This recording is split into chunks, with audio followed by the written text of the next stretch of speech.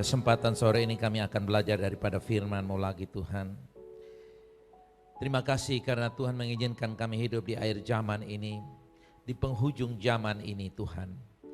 Kami membutuhkan hikmat dan wahyu, memberikan kepada kami pemahaman dan pengertian tentang kebenaran Allah yang berkaitan dengan akhir zaman. Agar kami semakin diteguhkan, dikuatkan, mengambil bagian dalam panggilan Tuhan yang mulia, yang Tuhan sudah siapkan bagi kami di akhir zaman ini. Karena itu berkati perkataan hamba-Mu, diberkati dan bicara melalui perkataan hamba-Mu, berpikir melalui pikiran hamba-Mu, dalam pengurapan kuasa Roh Kudus sampaikan kebenaran ini. Dan biarlah setiap telinga yang mendengar menerima iman yang datang daripada-Mu Bapa. Di dalam nama Yesus saya berdoa, mengambil alih situasi ini, saya katakan terobosan melalui online ini Bapa. Di dalam nama Yesus, tiap kebenaran memerdekakan kami, kebenaran memberikan kepada kami kekuatan dan energi untuk kami menyelesaikan rencana Allah. Di dalam nama Yesus, tiap orang mendengar firman Allah berkata, amin. Baik umat Tuhan, kita lanjutkan pada bagian yang kelima tentang tanda-tanda akhir zaman hari ini. Ya, biarlah video-video sebelumnya jemaat boleh mengikutinya dan boleh mengikuti tahapan-tahapan pengajaran ini sehingga pemahaman kita menjadi lengkap, sehingga memberikan pengertian-pengertian yang boleh dikatakan lengkap untuk kita dapat mengerti apa yang sedang berlangsung dan bagaimana peran-peran kita. Baik umat Tuhan, rekan-rekan, sahabat, partner, semua yang mendengar berita ini, ada beberapa hal yang akan kita bahas sore ini. Yang pertama, di tanda-tanda akhir zaman ini kita bicara soal nubuatan Yesus. Ya. Di dalam Matius 24 nanti kita akan baca dan Lukas 21, di sana nubuatan Yesus tentang akhir zaman ini. Ada beberapa hal yang penting. Yang pertama dalam nubuatan Yesus itu adalah diantaranya nabi-nabi palsu dan Kristus palsu. Nah saudaraku yang kasih, kalau ada yang palsu itu datang dari yang asli. Kalau orang lebih banyak bicara yang palsu tanpa menunjukkan yang asli, maka dicurigai, ditengarai. Mungkin yang bicara itu. Saya kurang tahu. Tapi kalau kita berani bicara yang palsu, tentu kita harus bisa membuktikan yang asli. Kita bicara soal kesembuhan yang palsu. Bisakah kita tunjukkan ada kesembuhan yang asli? Kalau kita bicara soal kemakmuran yang palsu, bisakah kita tunjukkan kemakmuran yang asli dan sebagainya. Itulah sebabnya saudaraku yang kasih, kita diajarkan untuk kita waspada agar kita dapat mengerti, mengetahuinya dan kita dapat membedakan. Yang kedua, peperangan dan kabar perang. Ya. Yang ketiga, kelaparan, wabah dan pandemi, bukan pandemo, saudara yang kasih, saya salah ketik, pandemo tinggal pendemonstrasi nanti saudara, bukan. Jadi pandemi, ya, kelaparan, wabah dan pandemi itu yang ketiga, ya. Kemudian lanjut pada bagian yang keempat yaitu gempa bumi, tsunami dan likuifaksi, ya, itu tanah yang pecah dan terbelah, ya. Itu likuifaksi. Kemudian yang kelima, aniaya, murtad dan pengkhianatan. Ya, itu akan terjadi. Di mana-mana saudara akan lihat tanda-tanda itu. Yang keenam, pemberontakan dalam berbagai macam aspek lini kehidupan. Kita akan temukan pemberontakan juga tentang dan murka Allah akan dibukakan, dicurahkan atas bumi ini. Yang ketujuh, banyak orang mati ketakutan dan teror.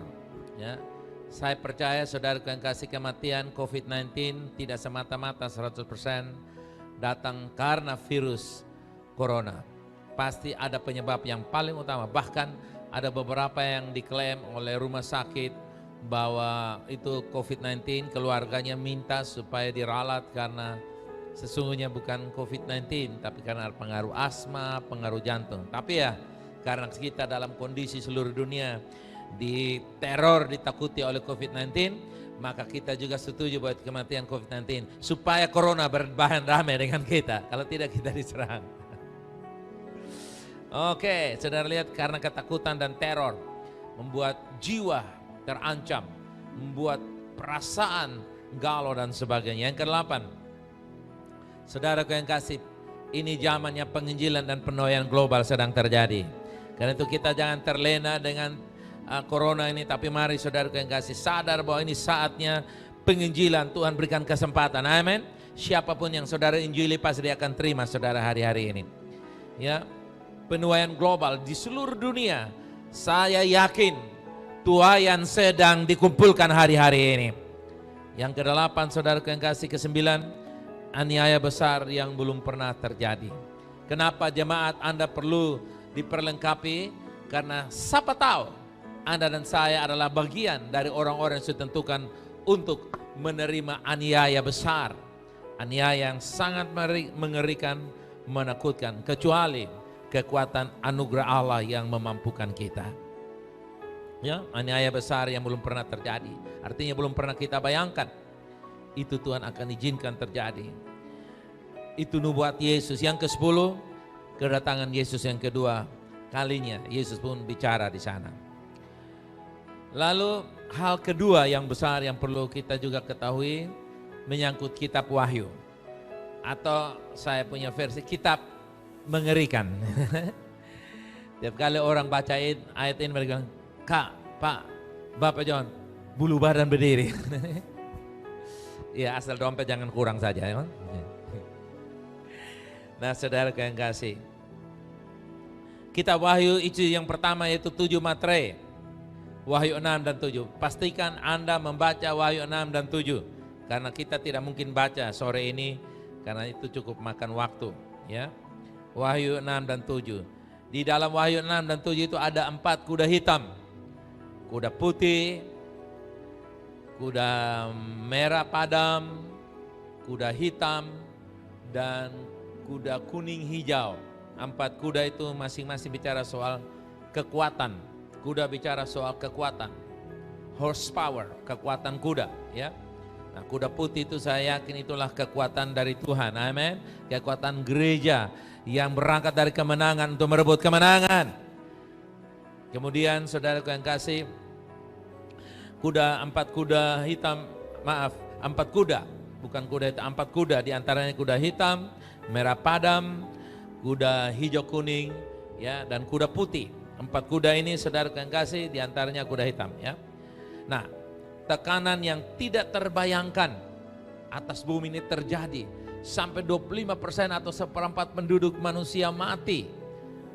Goncangan-goncangan besar di langit dan di bumi. Anda bayangkan, ini sudah tidak kenal kamu orang pintar atau orang biasa, kaya atau miskin, punya jabatan. Tidak, semuanya akan dilanda dengan tekanan-tekanan yang tak terbayangkan. Lalu kemudian kita lompat sampai di 7 sangkakala di dalam Wahyu 8 sampai 10. Wahyu 9, 8, 9, 10. 3 pasal ini saudara yang kasih. 7 sangkakala. Ada 7 materai, sekarang 7 sangkakala. Anda harus baca di Wahyu berapa tadi? 8, 9, dan 10. Ya. Malam-malam Anda baca ulangi ya, jemaat baca ulang. Coba minta Roh Kudus hikmat.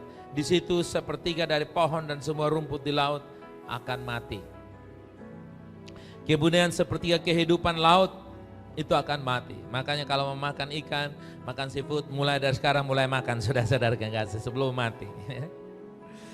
1/3 air bersih, air berbisa atau beracun, ya.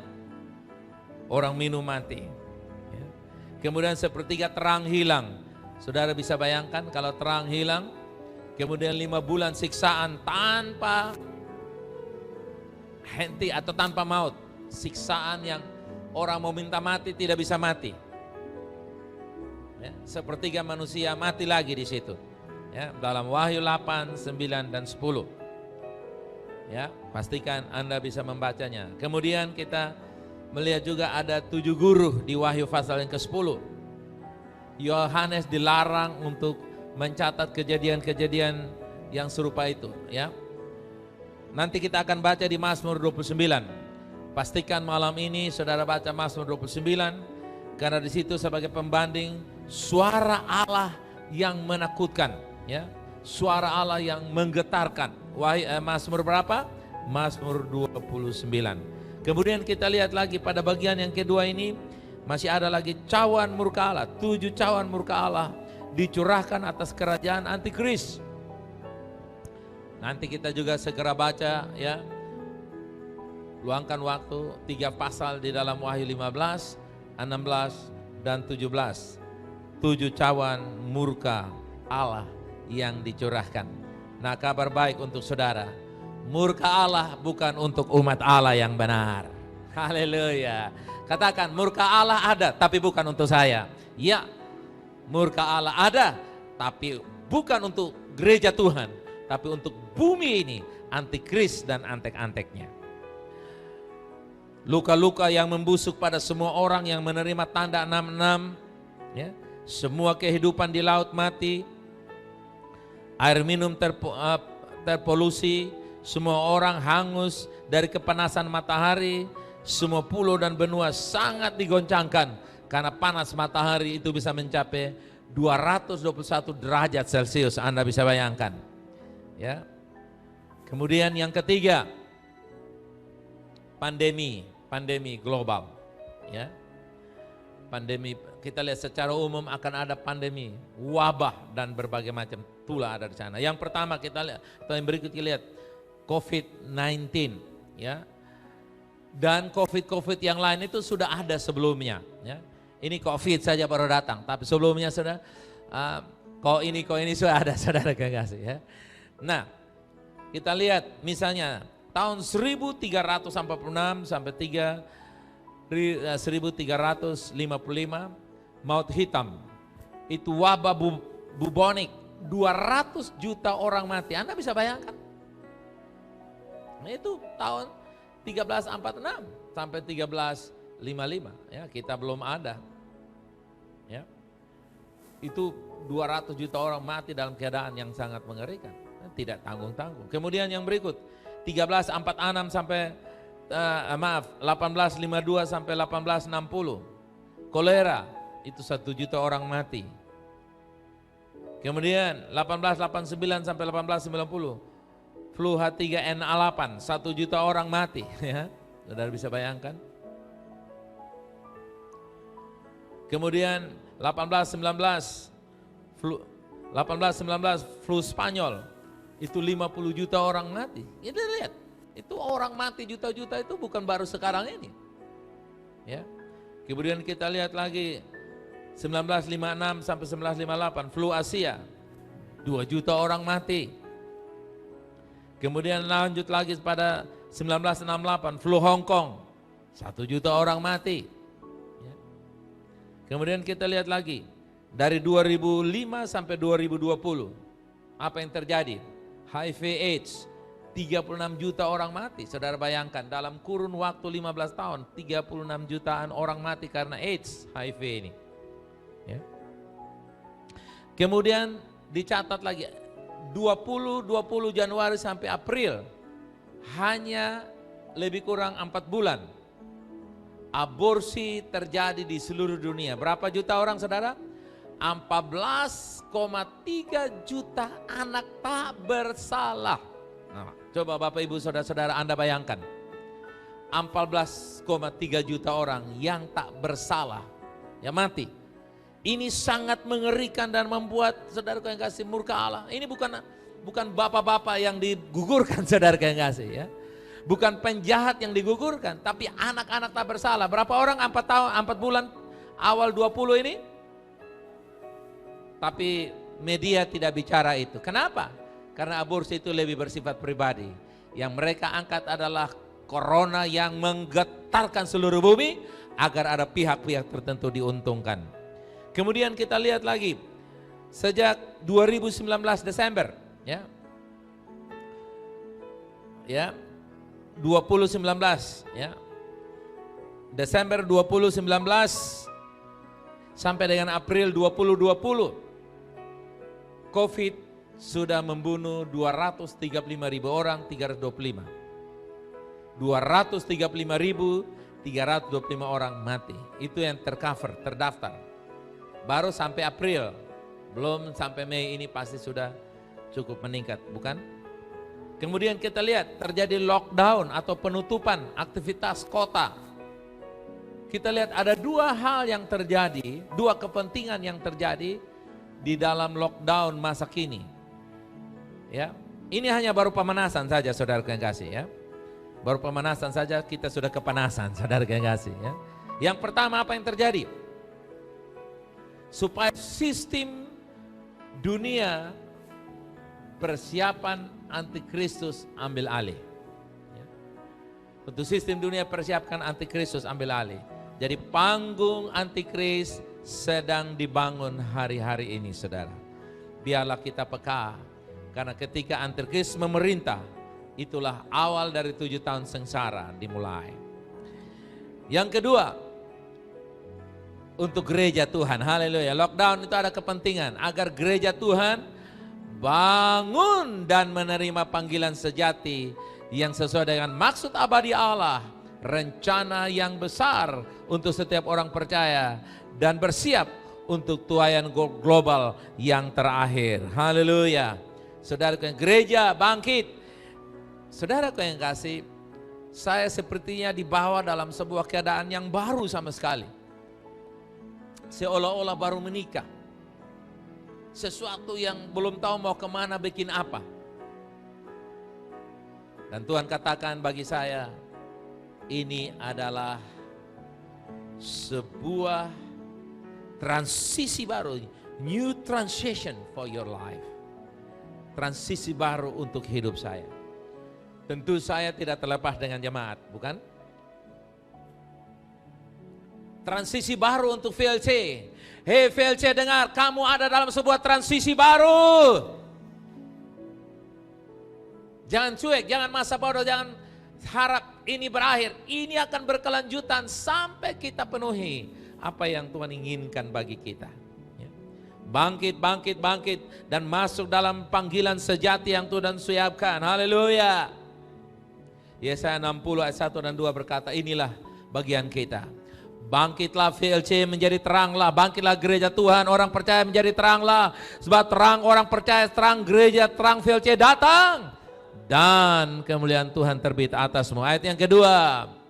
Sebab sesungguhnya kegelapan menutupi bumi dan kekelaman menutupi bangsa-bangsa. Tetapi katakan, terang Tuhan terbit atasku, atas VLC, atas umat Tuhan, atas engkau dan aku. Dan kemuliaannya menjadi nyata atasmu. Kita tidak lagi sedang menyanyi kemuliaan Tuhan, tapi sedang mengalami kemuliaan Tuhan. Saudaraku yang kekasih umat Tuhan, bersiap-siaplah karena mereka-mereka itu akan datang. Jiwa-jiwa akan datang berduyun-duyun, kan dikatakan bangsa-bangsa akan datang. Anda bisa bayangkan, ini satu tuaian yang luar biasa. Karena itu saudaraku yang kasih, mulailah menginjil, karena siapa yang menginjil dia yang menuai. Siapa yang menabur dia yang menuai. Siapa yang menginjil dia yang menangkan jiwa, saudaraku yang kasih. Dan disinilah Mazmur 91 akan bekerja untuk kita. Akan. Hari-hari ini Mazmur 91 sedang digenapi. Bahwa gereja Tuhan sedang masuk kepada sebuah penderitaan kesukaran besar. Dan gereja Tuhan, Anda dan saya sedang diperhadapkan dengan sebuah momen yang sangat ilahi. Di mana janji Tuhan, Mazmur 91 sedang digenapi. Yang percaya katakan amin. Malaikat akan diperintahkan untuk mengelilingi saya dan saudara. Haleluya. Kita akan menonton mereka jatuh, 1000 di kiri, 10.000 di sebelah kanan, tapi itu tidak akan menimpa saya dan saudara. Haleluya. Iman dan percaya janji firman Allah. Ada nubuatan tentang Israel, saudaraku yang kasih. Dalam Imamat 26 ayat 1 dan seterusnya, dan jikalau kamu dalam keadaan yang demikian pun tidak mendengarkan daku, maka aku akan lebih keras menghajar kamu sampai 7 kali lipat karena dosamu. Berapa kali lipat? 7 kali lipat. Dan aku akan mematahkan kekuasaanmu yang kau banggakan, dan akan membuat langit di atasmu sebagai besi dan tanahmu sebagai tembaga. 4, maka tenagamu akan habis dengan sia-sia. Tanahmu tidak akan memberi hasilnya dan pohon-pohon di tanah itu tidak akan memberi buahnya. 4, jikalau hidupmu tetap bertentangan dengan daku dan kamu tidak mau mendengarkan daku, maka aku akan makin menambah hukuman atasmu sampai 7 kali lipat setimpal dengan dosamu. Aku akan melepaskan kepadamu binatang liar yang akan memunahkan anak-anakmu dan yang akan melenyapkan ternakmu serta membuat kamu menjadi sedikit sehingga jalan-jalanmu menjadi sunyi. 6, 7, jikalau kamu dalam keadaan yang demikian pun tidak mau kuajar dan hidupmu tetap bertentangan dengan daku, maka aku pun bertindak melawan kamu dan aku sendiri akan menghukum kamu berapa kali? 7 kali lipat karena dosamu. Nah, saudara perhatikan di sini, Israel alami 7 kali lipat, ya. Murka Tuhan, bukan murid Tuhan, saudara yang kasih, ya. Maaf, salah ketik. Tuhan marah dengan mereka. Ya. 7 kali lipat artinya, saudara yang kasih, 7 kali lipat artinya 7 kali lipat 7 kali 360 tahun. Nah, Anda bisa bayangkan 7 kali lipat sama dengan 7 kali 360. Sama dengan berapa ribu tahun itu? 2.520 tahun. Israel dimusuhi, dikuasai oleh bangsa-bangsa asing mulai tahun 572 sebelum Masehi, saat Nebukadnezar memerintah hingga PBB pada tahun 1948 Masehi. Israel diakui sebagai satu negara memiliki hak pemerintahannya. Nah, saudaraku yang kasih, kita lihat di sini hingga penggenapan Yeskiel 20 dan Lukas 21 ayat 20 sampai 24, di mana Israel sebagai tawanan dan Yerusalem diinjak-injak. Nah, umat Tuhan, saudara dengar ini. Belum ada bangsa yang memiliki sejarah yang sangat dahsyat, spektakuler seperti Israel. Belum ada. Kenapa saya bilang belum ada? Karena mereka dimusnahkan selama 2.520 tahun, tersebar, hilang lenyap. Ada di berbagai macam pelosok bumi ini. Tapi saudara lihat pada tahun 1948, puji Tuhan, Israel kembali ditegakkan menjadi satu bangsa yang berdaulat sampai kini. Haleluya. Itu berarti rancangan Tuhan tidak pernah gagal. Karena itu kita patut belajar melihat peristiwa-peristiwa akhir zaman ini berkaitan dengan Israel. Karena Israel salah satu pemeran utama menjelang kedatangan Yesus. Apa yang terjadi dengan Israel ada kaitan dengan firman Allah.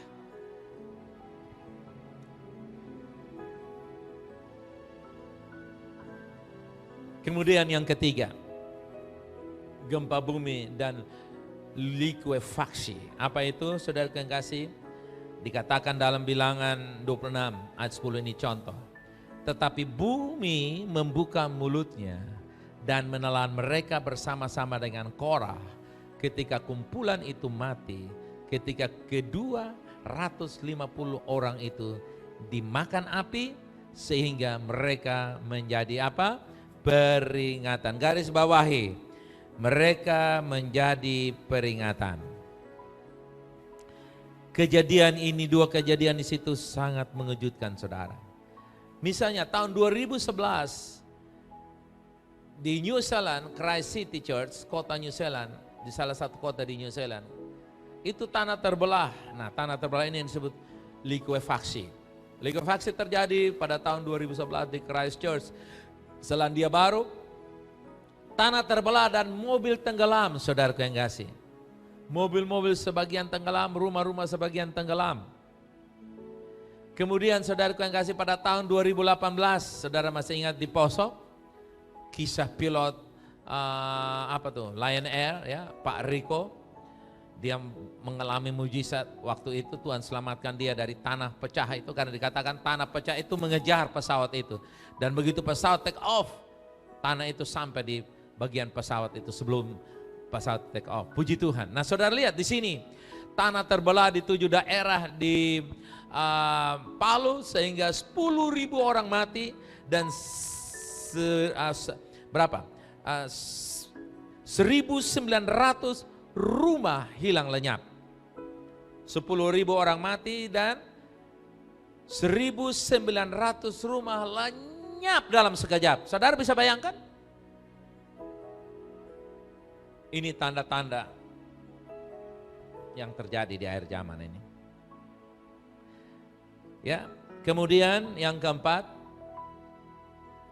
saudara lihat yang keempat sekarang, yaitu perang dan kabar perang. Perang dan kabar perang ini saudaraku yang kasih, kita lihat bahwa ada konflik besar di abad-abad lalu. Konflik, ada sejarah konflik peperangan di masa lalu. Misalnya kalau saudara ingat tahun 1914 sampai 1918, apa itu saudara? Perang Dunia Pertama.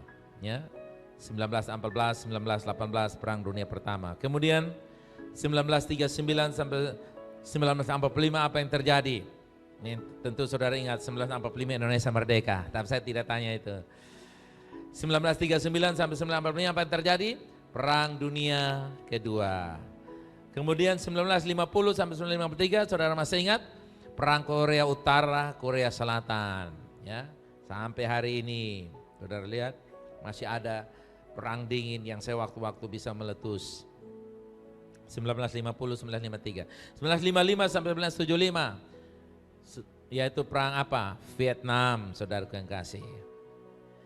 Dikenal di sana. Kemudian 1948 sampai 1920 perang Arab, Israel, Irak, Iran, Sudan, Yaman, ya, Syria, Yugoslavia, ya, itu semua terjadi sampai hari ini masih ada peperangan 1948 sampai 1920. Jadi saudara lihat ini tanda-tanda. Kemudian jumlah kematian pada abad 19 itu peperangan hanya 1 juta orang mati. Tapi abad yang ke-20 berapa mati? Berapa mati abad 20? 108 juta orang mati. Saudara bisa lihat peningkatannya semakin meningkat. Mati karena perang. Abad 21 masih berlanjut dan masih sedang dihitung sampai saat ini, belum tahu berapa banyak mati. Nanti kita bisa baca di Wikipedia di sana tentang konflik abad 21. Anda bisa temukan 42 halaman lengkap tentang sejarah peperangan atau sejarah konflik abad 21. Kita lihat peperangan akhir zaman mulai muncul. Peperangan akhir zaman. Ini peperangan yang sangat menggetar. Kita baca nanti di dalam Wahyu 6 ayat 3 dan 4. Ya. Di sana Wahyu 6 ayat 3 dan 4 mengisahkan tentang sebuah peperangan yang sangat mengerikan, yaitu perang Antikris Harmagedon. Ya. Wahyu 6 ayat 3 dan 4. Kemudian juga saudaraku yang kasih, kita lihat itu perang akhir zaman. Ya. Kemudian masuk lagi lebih jauh lagi Wahyu 17. Kita bisa lihat ya, sama-sama kita baca. Tadi Wahyu 6 ayat 3 dan 4. Sekarang kita baca Wahyu 17 ayat 13 dan 14.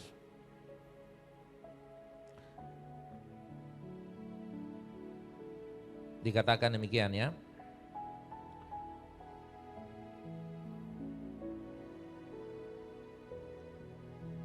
Dan bintang-bintang di langit berjatuhan ke atas bumi, bagaikan pohon ara menggugurkan buah-buahnya yang mentah apabila digoncang angin yang kencang.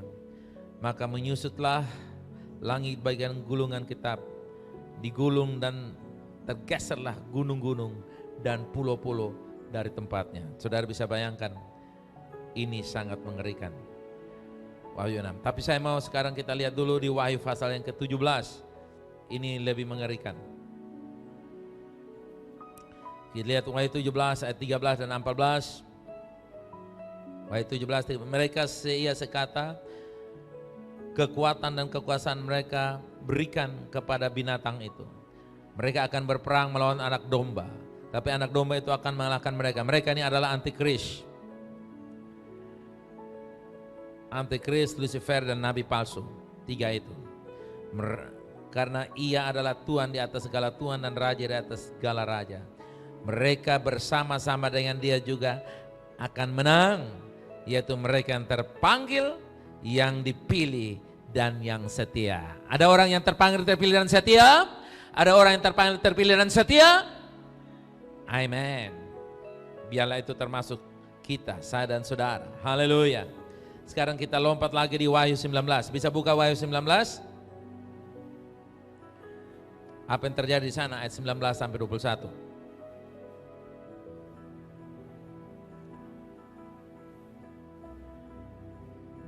Wahyu 19 ayat 19 sampai 21. Dan aku melihat binatang itu dan raja-raja di bumi serta tentara-tentara mereka telah berkumpul untuk melakukan peperangan melawan penunggang kuda itu dan tentaranya. Maka tertangkaplah binatang itu dan bersama-sama dengan dia nabi palsu yang telah mengadakan tanda-tanda depan matanya, dan demikian ia menyesatkan mereka yang telah menerima tanda dari binatang itu dan yang telah menyembah patungnya. Keduanya dilemparkan hidup-hidup kemana?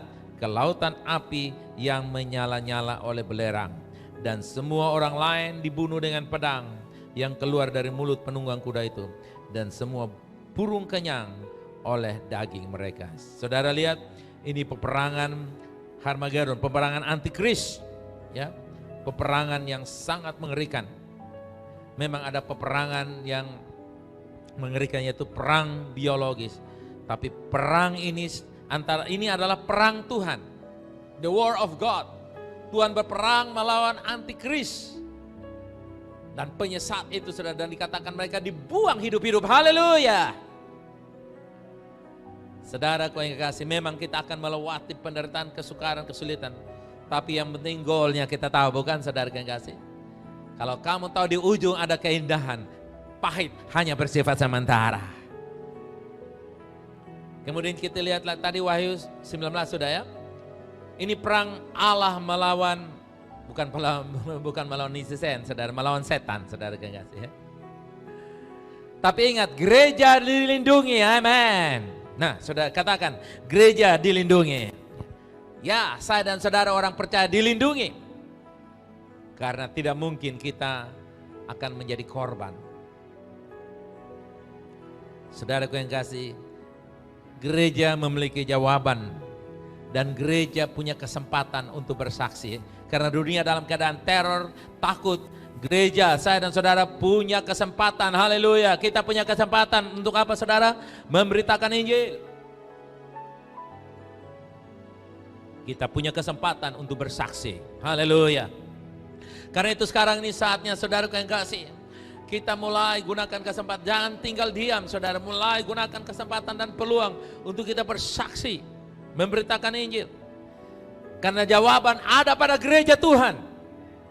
Bukan saja kemenangan, tapi jawaban dan kemenangan. Dunia dalam keadaan saudara, coba saudara lihat, baca-baca orang di luar Tuhan, mereka sangat takutnya luar biasa. Padahal mereka tidak kurang sesuatu, apapun. Mungkin mereka punya nama, punya harta, punya pengaruh. Tapi mereka tidak punya kekuatan untuk menentukan ketakutan. Saudara dan saya mungkin tak seberapa dan tak punya apa-apalah dibandingkan dengan mereka-mereka itu. Tapi berbahagialah. Kekuatan untuk menentukan ketakutan ada pada saya dan saudara, itu roh Allah. Amin. Gereja punya peluang untuk bersaksi. Menangkan jiwa. Yang kelima, yang terakhir. Wabah, hama, dan kelaparan. Apa saudara? Wabah, hama, dan kelaparan. Jangan kasih nama anak di 3 ini saudara, kurang baik. Wahyu 6 ayat yang kelima, mari kita baca. Kuat. Dan ketika anak domba itu membuka materai yang ketiga, aku mendengar makhluk yang ketiga berkata, mari. Dan aku melihat sesungguhnya ada seekor kuda hitam, dan orang yang menungganginya memegang sebuah timbangan di tangannya. Ini bicara soal apa? Jual beli, kelaparan. Ya. Kemudian kita lompat lagi ayat yang ke-6. Wahyu 6 ayat yang ke-6. Dan aku mendengar seperti ada suara di tengah-tengah keempat makhluk itu berkata, secupak gandum sedinar dan 3 cupak jelai sedinar. Tetapi janganlah rusakkan apa? minyak dan anggur itu. Minyak dan anggur bicara soal persekutuan kita dengan Tuhan dan sukacita. Urapan dan sukacita jangan biarkan. Jangan biarkan kekurangan kamu, jangan biarkan income kamu yang mungkin tidak capai target atau penghasilan tidak capai target merusak anggur, yaitu pengurapan sukacita. Anggur dan minyak, pengurapan dan sukacita. 3 kg gandum atau 3 kg jelai seharga 1 hari kerja, artinya mahal. Mahal akan terjadi. Haleluya. Itulah sebabnya saudara, kita mesti back to the nature. Amin. Lahan-lahan orang percaya, rumah orang-orang percaya akan diberkati Tuhan. Amin. Tuhan mau memberkati kita. Saya percaya di akhir zaman ini kita akan bisa hidup tanpa uang. Bisa hidup tanpa uang. Karena kita hidup dari alam. Adam dan Hawa hidup belum ada bank, belum ada koperasi. Tapi mereka bisa hidup. Haleluya. Nah, umat Tuhan,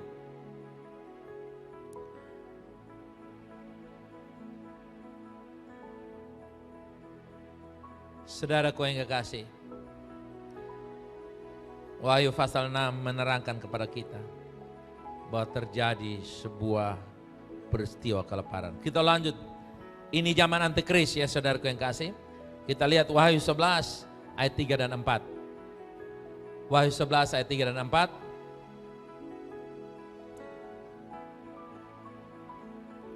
Dan aku akan memberi tugas kepada 2 saksiku, supaya mereka bernubuat sambil berkabung 1260 hari lamanya. Yang keempat, ayat 4 bisa buka.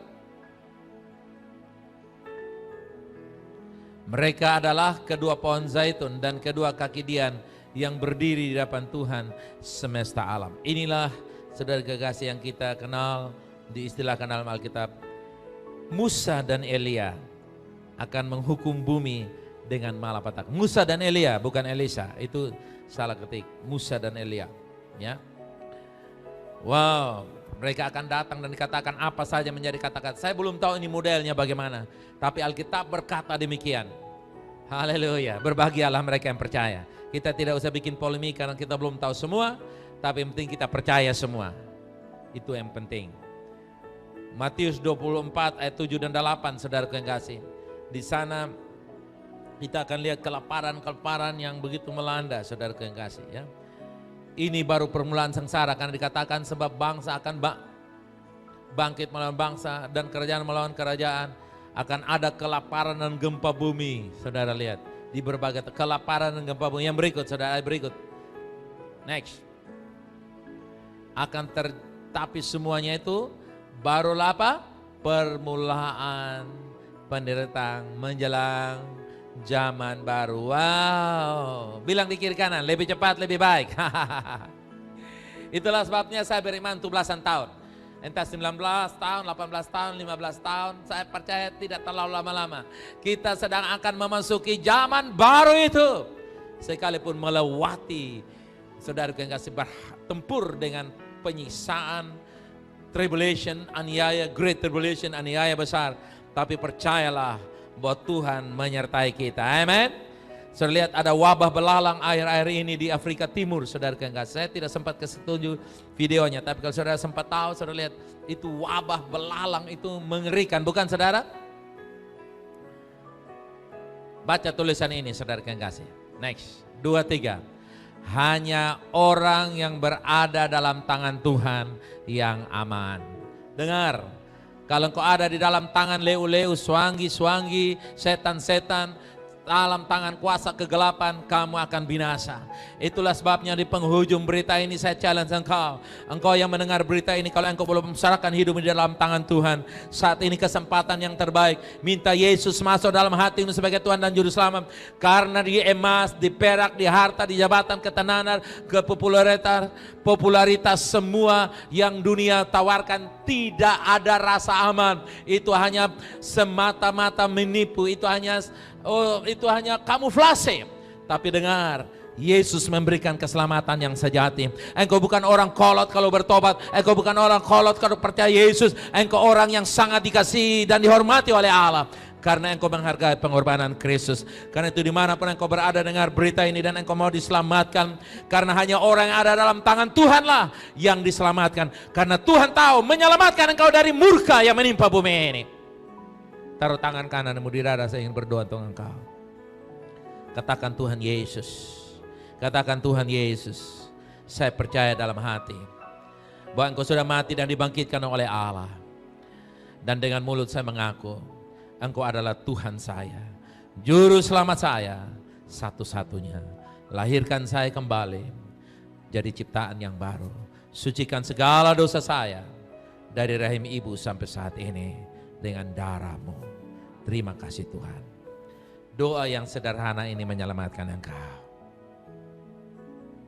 Baca Alkitab, ikut gereja online untuk saat ini, ikut kelompok pemuritan, bangun imanmu. Karena dengan demikian engkau sedang berada di dalam tangan Tuhan. Amin gereja Tuhan. Katakan hidupku berada dalam tangan Tuhan.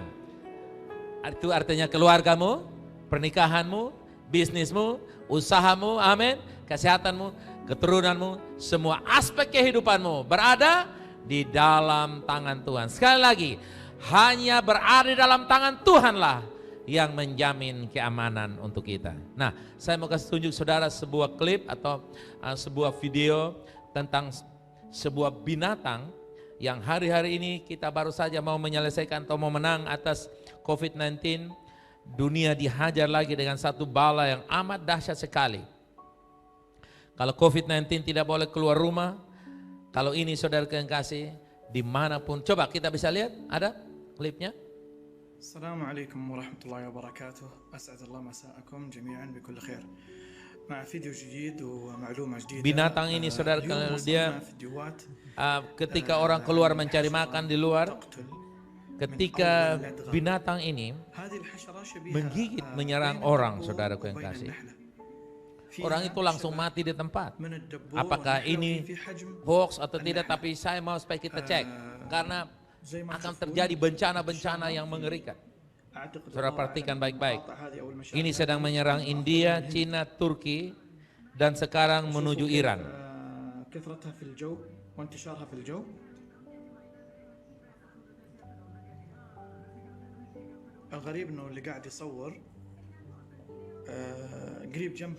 Siapa yang terjangkit bisa, ini tidak bisa rawat di rumah sakit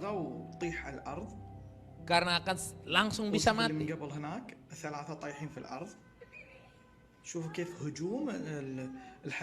Dan saudara bisa bayangkan kalau ini terus-menerus terjadi, saudara lihat.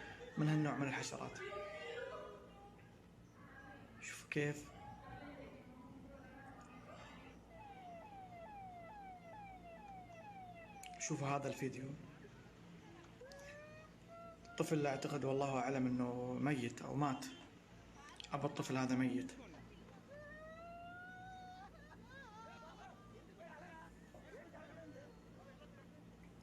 مشاهد مؤلمة ومرعبة في نفس الوقت.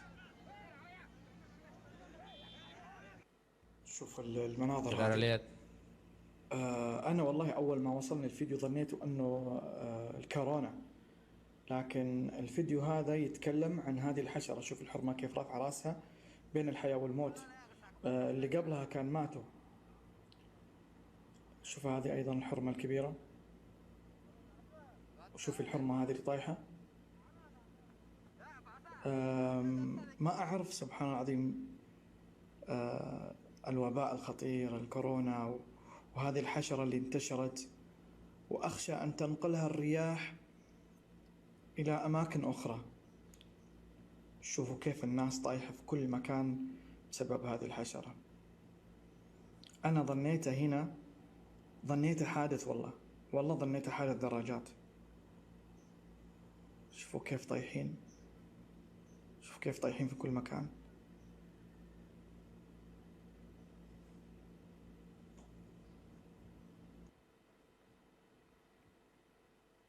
Assalamualaikum warahmatullahi wabarakatuh. Katakan hidup saya ada dalam tangan Tuhan Yesus. Bapa, saya berdoa Tuhan, seberat apapun murka dan sedahsyat apapun murka, Kami tahu itu bukan untuk kami orang yang percaya. Bagi kami selalu ada kasih karunia dan anugerah. Bagi kami selalu akan ada tangan Tuhan yang selalu menopang, menjaga, melindungi kami. Tuhan, kami berdoa, musibah-musibah, mari angkat suara saudara dimanapun engkau berada. Berdoa supaya musibah-musibah yang sedang terjadi di negara-negara ini, saudara yang kasih, akan segera mereka bisa Cina, Turki, saudaraku yang Iran, saudaraku yang kasih, India, kita berdoa supaya Tuhan orang-orang percaya di sana dilindungi. Saya berdoa supaya dengan cara ini orang mencari Tuhan ya Bapa. Bapa, terima kasih Tuhan. Biar pesan firman Tuhan sore ini memberikan kekuatan kepada kami. Bahwa kami punya kesadaran bahwa ini we are in the real end time. Kami sedang berada dalam nyata-nyata zaman akhir Bapa. Mari, terima kasih Bapa. Saya percaya firman menguatkan, memperlengkapi kami. Roh di dalam kami bukan roh takut, tapi roh keberanian percaya. Untuk mempercayai bahwa Allah sangat mengasihi kami. Terima kasih Bapa. Jemaat Tuhan, kita berada dalam perlindungan kuasa darah Yesus. Masuk dalam kehidupan sehari-hari, bersama Tuhan kita melihat pertolongan demi pertolongan. Yang percaya katakan, amin.